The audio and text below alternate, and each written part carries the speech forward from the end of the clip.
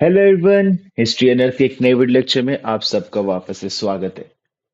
तो हमने early medieval Indian history को शुरू करा था, जिसके अभी तक दो वीडियो लेक्चर्स आपके यूट्यूब प्लेलिस्ट में अवेलेबल है। उसके आपको आई बटन ऊपर पे दिख रहा होगा, वहां पे आपको उन वीडियो लेक्चर्स के लिंक भी मिल जाएंगे। आज एक बहुत ही रेलिवेंट टॉपिक पे हम डिस्कशन करने जा रहे हैं, जो अर्ली मिडिवल इंडियन हिस्ट्री का एक बहुत ही इम्पोर्टेंट, इंटीग्रल एंड कहीं ना कहीं एक कॉन्टिन्यूअस फ्लो में हिस्ट्री को समझने के लिए एक बहुत ही इंपॉर्टेंट सेक्शन प्रोवाइड करता है। जब एंशियंट मिडिवल हिस्ट्री से हम दिल्ली सल्तनत के बीच में, जो 1206 के टाइम पीरियड के का आता है, 600 और 700/700 से लेके 1206 तक के पीरियड की हम बात करते हैं, तो उसमें किस तरीके से एक पूरा ट्रांजिशन फेज चल रहा था। उसमें ट्राइपार्टाइट स्ट्रगल जो कन्नौज को लेकर हुआ, उसका एक बहुत ही इंपॉर्टेंट और एक रेलिवेंट पार्ट है, जिसे आज हम समझने की कोशिश करेंगे। सबसे पहले समझना जरूरी है कि कन्नौज क्या है, but before starting our video lecture, I do request you all to please like, comment, share and subscribe. Don't forget to press the bell notification. And आप सबके लिए सारी पीपीटीज अवेलेबल है free of cost on our Instagram bio. आप वहां पर click करिए, links वाले सेक्शन पे आपको वहां पे लेटेस्ट वीडियोस के लेक्चर के links and as well as PPTs के लिंक भी मिल जाएंगे। चलिए शुरू करते हैं। तो कन्नौज बेसिकली आज का जो मध्य प्रदेश है, उसके कई सारे रीजन्स को मिला के, इंक्लूडिंग जबलपुर एंड अदर्स, वहां पे मिलाकर बेसिकली हम देखते हैं कन्नौज का एक सेंट्रल रीजन बनता था। कन्नौज अपने आप में बहुत ही इंपॉर्टेंट रीजन है। क्यों? The question is why. तो इसका सबसे बड़ा कारण है economy, economic factor. Economic factor में भी दो इंपॉर्टेंट सेक्शन है। पहला सेक्शन आता है ट्रेड, दूसरा सेक्शन आता है रिसोर्सेज। ट्रेड की बात करें तो कन्नौज एक ऐसे सेंट्रल पॉइंट पे पड़ता है जहां से नदर्न इंडिया और सदर्न इंडिया एक कनेक्टिविटी में आती है।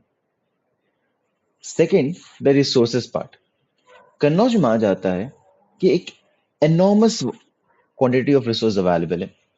And during early medieval in history ये माना जाता था कि कोई किसी भी किंगडम के अंदर अगर कन्नौज का एक कंट्रोल है, तो वो बाकी डिफरेंट डिफरेंट किंगडम्स जो है उन पे अपना वर्चस्व, अपना एक हेजिमनी स्टैब्लिश कर सकते हैं, राइट। और कन्नौज के ऊपर तीन मेजर किंगडम्स जो थे, वो अपना वर्चस्व स्थापना करने की कोशिश कर रहे थे, जिसके बारे में मैंने आपको फर्स्ट और सेकंड लेक्चर में भी एक ब्रीफ दिया था। Yes, you are right. They are Gurjar Pratiharas, Palas and Rashtrakutas.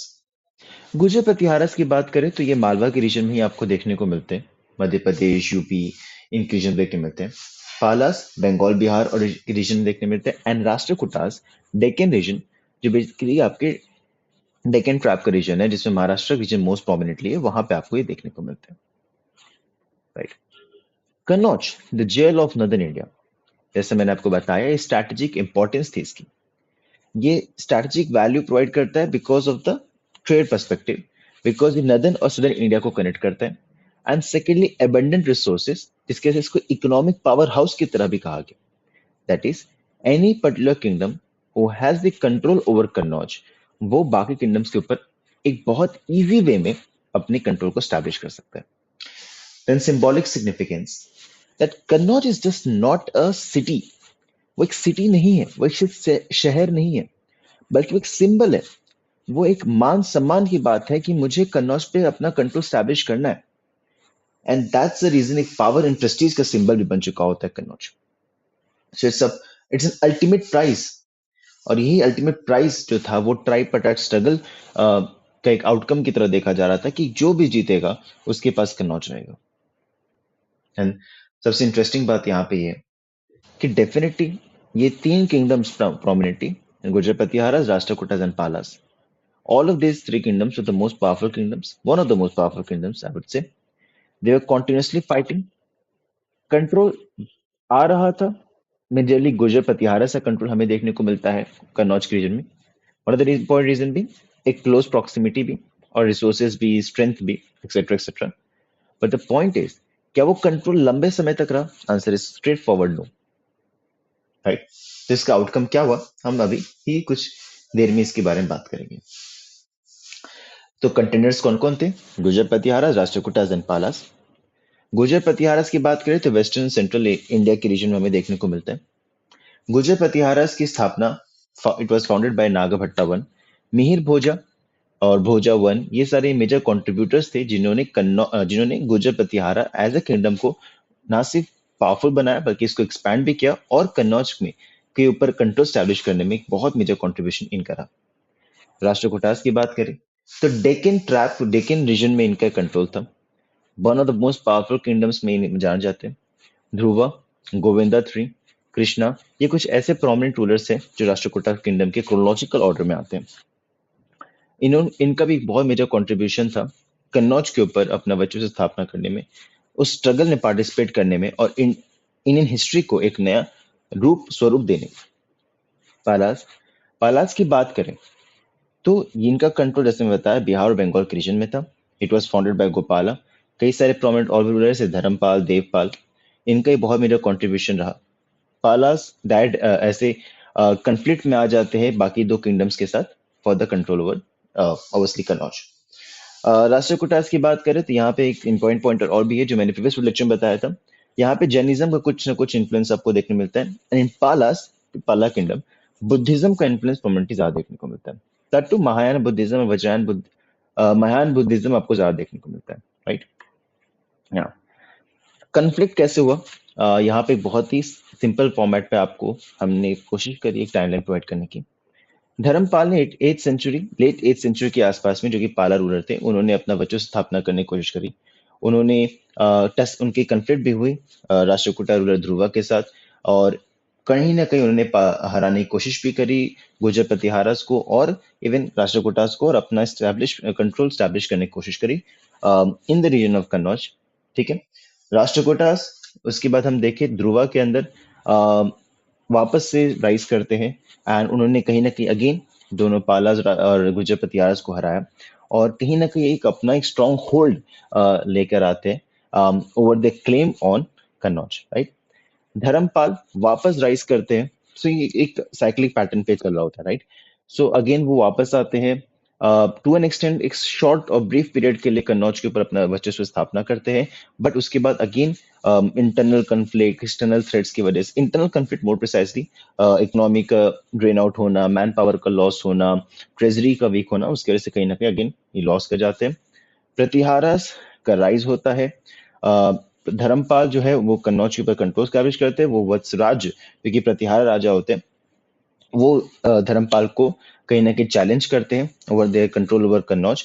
Again ये लेकर आते हैं अगेन गुर्जर प्रतिहारा राष्ट्रकूटास पालास वापस अपने कन्फ्लिक्ट में आते हैं और अगेन हर एक किंगडम कोशिश कर रही होती है किसी भी तरीके से कन्नौज को अपने अंडर लेके आ सके। फाइनली राष्ट्रकूटा अगर हम बात करें गोविंदा थीम के अंदर नॉर्थवर्ड शिफ्ट करते हैं, वत्सराज धर्मपाल दोनों को हराते हैं और अगेन एक अपना डोमिनेंस स्टैब्लिश करने की कोशिश करते हैं। तो ये एक बेसिकली आपको अंडरस्टैंडिंग डेवलप करती है किस तरीके से धर्मपाल मतलब पाला राष्ट्रकूटास गुर्जर प्रतिहारास कॉन्टिन्यूसली फाइट कर रहे थे, कॉन्टिन्यूसली कंफ्लिक्ट में आ रहे थे सिर्फ सिंगल रीजन के लिए कन्नौज पे कौन अपना वर्चस्व स्थापना करेगा, who will establish their hegemony over the Kannauj, right? Uh, right. There's some issue with the okay. So basically अगर हम बात करें so Kannauj as the prize की बात करें, हाँ a game of chess. So ये जो कन्नौज है इसको हम इस गेम ऑफ चेस की तरह भी देखते हैं। इसको मैं एक बहुत सिंपल में बताने की कोशिश करूँ तो आपको ये समझना जरूरी है कि ये जो कन्फ्लिक्ट चल रहा था यहाँ पे एक सिंगुलर पैटर्न पे आप ये देख सकते हैं कि तीनों जो किंगडम्स हैं जो कॉन्टिन्यूसली फाइट कर रहे हैं वो एक पॉइंट पे आपको दुश्मन दिख रहे हैं और दूसरे पॉइंट पे आपको दोस्त भी दिख रहे हैं, राइट।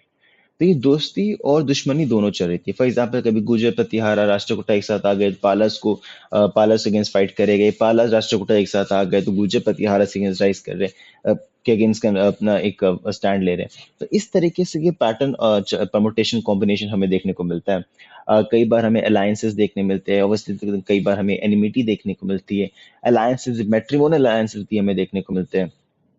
ये सारी चीजें चलती आ रही थी। नॉट ओनली दिस जैसे हमें चेस में देखने को मिलता है before taking any next step हमें कहीं ना कहीं सोच समझ के स्टांस लेना होता है कि हमारा जो एनिमी है या फिर हमारा जो ओपोनेंट है वो क्या सोच रहा होगा. That means you have to be more strategic, you right, you have to plan, you have to think, you have to rethink and then you have to execute, right. ये चीज हमें यहाँ पे देखने मिलती है.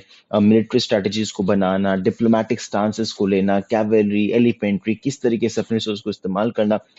One of the best examples in history में हमें ट्राइपाइड स्ट्रगल में देखने को मिलता है. ये चीज जरूरी है. कई सारे स्कॉलरली व्यू पॉइंट से प्रोमिनेंटली डीसी सरकार और आर एस शर्मा साहब की है. आर एस शर्मा साहब ये बताने की कोशिश करते हैं कि जो कॉन्टिन्यूस स्ट्रगल चलता आया तीन किंगडम्स के बीच में, अगेन राष्ट्रकूट, पाला सिंह, गुजरपति, आरस, इससे हुआ क्या कि कोई भी एक सिंगल किंगडम नदर्न इंडिया में अपना वर्चस्व स्टैब्लिश नहीं कर पाया. एंड क्योंकि वर्चस्व स्टैब्लिश नहीं कर पाया, अपना अपना एक कंट्रोल स्टैब्लिश नहीं कर पाया, उसके वजह से पॉलिटिकल इंस्टेबिलिटी हमें देखने को मिलती है. और ये एक रिजल्ट देता है Mahmud of Ghazni further invaders को एक इजी एक्सेस देना नदर्न इंडिया में and subsequent to the whole of India. Delhi सरकार भी कुछ ऐसे ही व्यू देते हैं. वो ये कहते हैं कि कॉन्स्टेंट कन्फ्लिक्ट होने की वजह से पॉलिटिकल इंस्टेबिलिटी बहुत ज्यादा हो चुकी होती है. एंड एज रिजल्ट क्या होता है कि ये जो तीनों किंगडम्स होते हैं, बियॉन्ड बाकी किंगडम्स भी होते हैं, वो अपने आप में इतने कैपेबल नहीं हो पाते कि वो किसी फॉरेन इन्वेजन को, एक्सटर्नल थ्रेट को रोक सके. और इसी तरह से जो पॉलिटिकल लैंडस्केप होता है पूरे इंडिया का, वो चेंज होना शुरू हो जाता है. कुछ अल्टरनेटिव पर्सपेक्टिव भी आपको देखने मिलता है. कुछ ऐसे स्कॉलर्स है वो ये क्या कहते हैं कि ये जो ट्राइपाइड स्ट्रगल था डिस्ट्रक्टिव नेचर का था, क्योंकि इससे डिस्ट्रक्शन हुआ, but at the same point of time कहीं ना कहीं कल्चरल एडवांसमेंट्स भी हमें देखने मिले. बिकॉज हो क्या रहा था, बिकॉज जैसे मैंने आपको इंट्रोडक्टिव वीडियो में बताया था फ्यूडल स्ट्रक्चर के बारे में, तो जैसे जैसे किंगडम्स का राइज हो रहा था, उनके इंडिविजुअल इंडिपेंडेंट किंगडम्स का खुद का कल्चर, आर्ट, आर्किटेक्चर, लिटरेचर का भी एडवांसमेंट हो रहा था.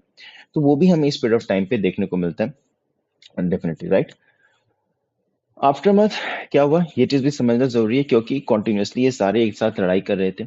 तो लड़ाई हो रही है तो ट्रेजरी वीक होगी, आपके रिसोर्सेज ड्रेन आउट होंगे, इन्वायरमेंट को डैमेज होगा, मैन पावर का लॉस होगा. एज रिजल्ट क्या होगा, आप कमजोर होते चले जाओगे, आपकी जो पावर स्ट्रेंथ है वो कमजोर होते चली जाएगी. और कहीं ना कहीं कोई भी एक ऐसा किंगडम नहीं बचेगा जो अपना एक हेजेमोनिकल कंट्रोल स्टैब्लिश कर सके, राइट. तो इससे होगा क्या कि एट द एंड एक वैक्यूम क्रिएट हो जाएगा, एक स्पेस क्रिएट हो जाएगा. और यही चीज हमें यहाँ पे देखने मिला, क्योंकि ये सारे कमजोर होते चले गए, और इतने कमजोर होते चले गए कि इंटरनल स्ट्रेस बढ़ता चला जा गया. और इंटरनल स्ट्रेस बढ़ रहा है प्लस वीक हो चुके हैं, तो एक्सटर्नल थ्रेट को भी रोक नहीं पा रहे. As a political vacuum create हुआ, और इसी पॉलिटिकल वैक्यूम का फायदा उठाते हुए महमूद गजनी, गौरी, ये सारे एंटर करते हैं इंडिया में, और पूरा ही पॉलिटिकल लैंडस्केप ऑफ इंडियन सब कॉन्टिनेंट को चेंज कर देते हैं. uh, ये चीज भी समझना जरूरी है कि एक पॉइंट ऑफ टाइम पे हम डेफिनेटली ये देख रहे हैं कि continuously they were fighting, but ये भी हमें दिखाता दर्शाता है कि ये जो फाइट हो रहा था वो पावर प्रेस्टीज के लिए हो रहा था, क्योंकि एम्बिशन था. वो कॉन्टिन्यूसली फाइट कर रहे हैं, but at the same resources का ड्रेन हो रहा है, that for sure. But at the same point of time they are showing their diplomatic skills, they are showing their military skills, their strategic abilities, कैसे strategies बनाना है, कैसे alliances करना है, इवन मैट्रिमोनियल अलायंसेस करना है, और किस तरीके से बस एक एम है कि हमें कंट्रोल करना है कनौज के ऊपर. उसके लिए सारा स्ट्रगल हमें दिखाता है. सो रेजिलियंस, अडेप्टेबिलिटी, ये सब कुछ हमें देखने मिलता है. Eight the same point of time जो हमें ऑल्टरनेटिव पर्सपेक्टिव और स्कॉलरली व्यूज में देखने मिला, कल्चरल एडवांसमेंट भी देखने को मिलता है. सो अनडाउटेडली कुछ प्लस साइड भी है तो कुछ माइनस साइड्स भी इसमें हमें देखने को मिलते हैं. तो लेसन ऑब्वियसली हमें देखने मिलता है, पावर स्ट्रगल कॉन्टिन्यूसली चलता रहा तीन किंगडम्स के बीच में. इससे पूरा पॉलिटिकल लैंडस्केप चेंज हुआ. इम्पैक्ट ऑफ वॉरफेयर ये हुआ कि पॉलिटिकल वैक्यूम क्रिएट हो गया, और कहीं ना कहीं डिस्ट्रक्शन हमें देखने को मिला. Cultural exchange as the part, मैंने बताया कि कल्चरल एडवांसमेंट भी आपको होते चला गया. Looking forward, uncovering the untold story. So हम ये कंक्लूड करते हैं कि ट्राइपाइड स्ट्रगल जो था उसका एक बहुत ही प्रोफाउंड इम्पैक्ट हमें देखने को मिलता है, क्योंकि इससे ही पूरा लैंडस्केप, पॉलिटिकल लैंडस्केप, और इवन से नॉट से पॉलिटिकल लैंडस्केप बल्कि बाकी जो एक एस्पेक्ट्स है, जो इंटरकनेक्टेड एस्पेक्ट्स है, economical, cultural, administrative, non administrative, environmental, हर एक तरीके में से बदलाव आना शुरू हुआ. ये वो टाइम था जहाँ पे हमें एम्बिशन देखने मिल रही है, राइवलरी देखने मिल रही है, साथ साथ रेजिलियंस भी देखने मिल रहा है, एंड अनदर साइड पे कल्चरल एंड आर्टिस्टिक ब्लूम भी देखने मिल रहा है. सो आई होप आपको ये वीडियो लेक्चर अच्छा लगा हो, आपको ट्राइपाइड स्ट्रगल को लेकर जो भी डाउट हो वो यहाँ से रिजॉल्व हो चुका हो. इन केस अगर आपको अभी भी डाउट हो तो प्लीज बेझिझक मुझसे इंस्टाग्राम या फिर कमेंट सेक्शन में अपने डाउट्स को पूछिए. मैं कोशिश करूंगा जितनी अच्छे से आपको रिस्पॉन्ड करूं और आपके डाउट्स को क्लियर कर सकूं। अगेन, अगर आपको ये वीडियो लेक्चर अच्छा लगा हो, तो प्लीज लाइक करें, कमेंट करें, शेयर करें टू योर फ्रेंड्स जिनको भी इन वीडियो लेक्चर्स की रिक्वायरमेंट हो। Don't forget to press the bell notification so that कि जब भी नेक्स्ट वीडियो लेक्चर आए तो आपको सबसे पहले पता चले। Also don't forget to follow us on Instagram. ये इस वीडियो लेक्चर की पीपीटी और पीडीएफ आपको वहाँ पे इंस्टाग्राम बायो पे मिल जाएगी। ठीक है, पढ़ते रहिए। जय हिंद।